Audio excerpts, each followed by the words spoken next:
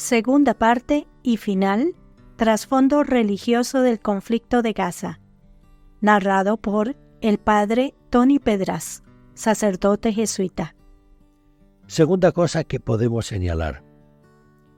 En no pocos textos fundantes de las religiones, la imagen de Dios va asociada a la sangre, hasta conformar lo que un pensador que se llama René Girard llama sacralización de la violencia, o la violencia de lo sagrado.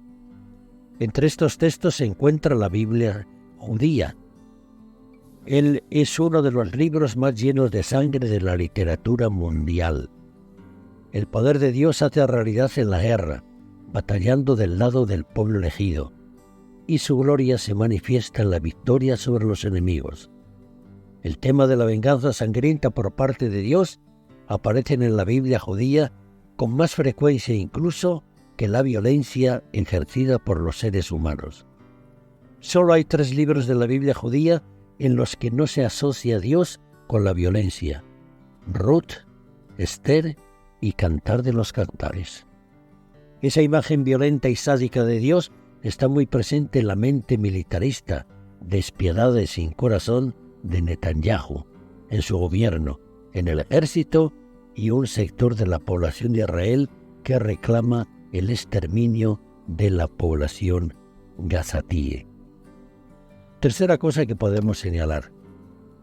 Hay todavía otras 2 imágenes de carácter religioso que han llevado a esta masacre, que no pocos juristas ya empiezan a llamar como crímenes contra la humanidad, e impide a Netanyahu escuchar las voces de organizaciones internacionales y del secretario general de la ONU que reclama un alto el fuego al considerar a Israel el pueblo elegido y al territorio de Palestina tierra prometida.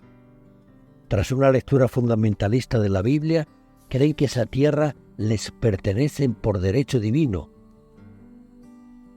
Por eso, desde la creación del Estado de Israel hace 75 años, no han cesado de ocupar los territorios de Palestina. Cuarta cosa que podemos señalar. Hay ciertamente muchos textos de la Biblia judía pertenecientes a las tradiciones jurídicas, proféticas y sapienciales que defienden los derechos de los huérfanos, los extranjeros y las viudas, y reclaman hacer justicia con los pobres en los tribunales, abogan por la paz fundada en la justicia y presentan a Dios como liberador, lleno de ternura, lento la ira y rico en clemencia, abogado de los pobres y oprimidos. Sin embargo, estos textos constituyen la mejor herencia que el judaísmo nos ha legado, pero Netanyahu no quiere ni oír hablar de ellos, y menos ponerlos en práctica en su política colonial y terrorista. Los dirigentes judíos los vienen transgrediendo de manera sistemática y cada vez más violenta contra la comunidad palestina desde la creación del Estado de Israel en 1948. Y el último punto que podríamos señalar es que los textos de la Biblia judía no pueden ser leídos históricamente ni considerarlos dotados de validez perenne desde el punto de vista ético, jurídico, político, religioso. Aproximarse a ellos de esta manera es como leerlos con los ojos de los muertos. Hay que tener en cuenta el contexto en que fueron escritos, muy diferente al nuestro y en todos los terrenos. Y por último, podríamos recordar a los dirigentes religiosos y políticos judíos 2 mandamientos de la ley mosaica que tienen la fuerza de imperativos categóricos, que se imponen y que serían obligatorios. Primero de ellos, no pronunciarás el nombre de Dios en falso, y el otro, no matarás.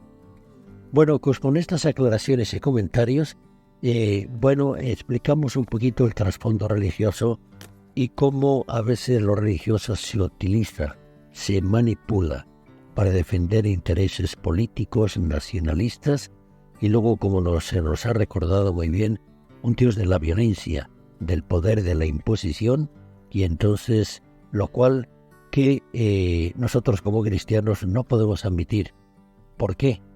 Esto que hemos señalado Es lo que dice el Antiguo Testamento. Pero nosotros tenemos a Jesús. Y lo que Jesús nos ha traído, su mensaje y su herencia, es algo completamente distinto y diferente.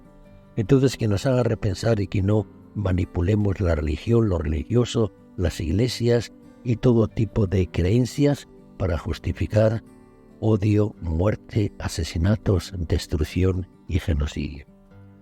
Les dejo por aquí y otro día continuaremos un poco comentando el mensaje de la paz. Igual que Netanyahu y a veces grupos numerosos de Israel defienden la violencia y la destrucción, el Papa piensa de una manera muy distinta. Lo vamos a conocer, reflexionar sobre ello para que lo hagamos nuestro y presente en nuestras vidas. Que el Señor les acompañe, que el Señor los bendiga, que el Dios de la paz, el Príncipe de la paz, les acompañe en todos estos días. Les saluda el Padre Tony y nos vemos en la próxima ocasión. Buen día y bendiciones del Niño de Belén. Amén.